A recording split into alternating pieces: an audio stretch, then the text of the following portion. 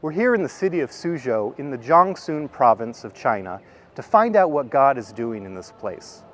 We hear a lot from our politicians about China in regards to economic competition and fear-mongering, but let's put that aside and instead focus with me on the people of China and their hunger to know the same God that we worship.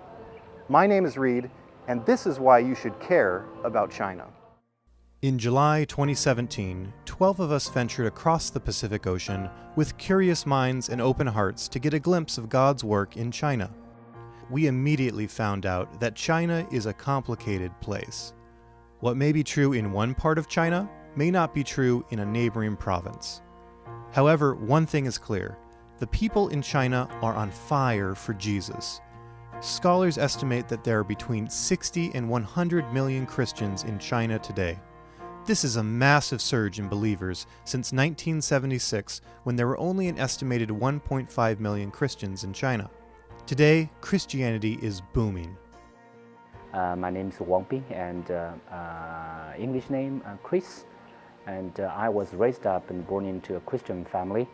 Ever since I was young, I know my grandfather was a pastor, and also my aunt is the leader of the rural church at my village. So during the Cultural Revolution, Christianity and other religions, they were all shut down. So no religious activities in China.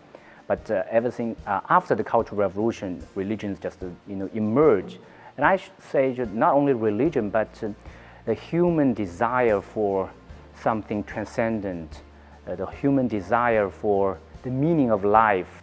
So that kind of spiritual desire for the transcendent, for the meaning of life and growth, especially to those younger generation, because of the opportunities to know more about the society. So they will compare different worldviews.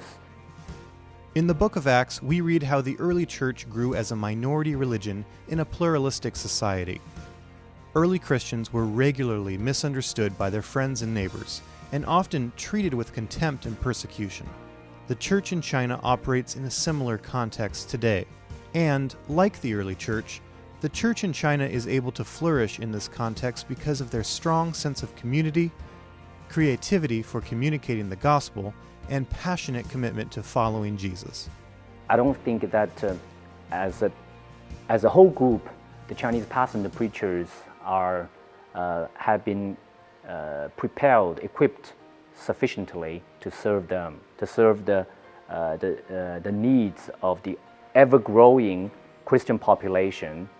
I attended and I also led several those huge evangelistic meetings, usually during Christmas and Easter seasons.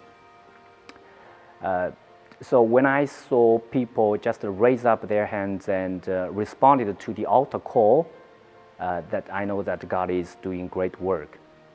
But at the same time, God blessed me that I had the chances sometimes to visit some independent house church groups or just some small groups in the homes. And when I see those sincere faces, with smile and praying with, burst into tears when they, send hymns or those Chinese spiritual songs, not sing very well, but they worship and sing in spirit and truth. I was touched. I have been touched a lot. So in this kind of occasions, I know that God is doing great work.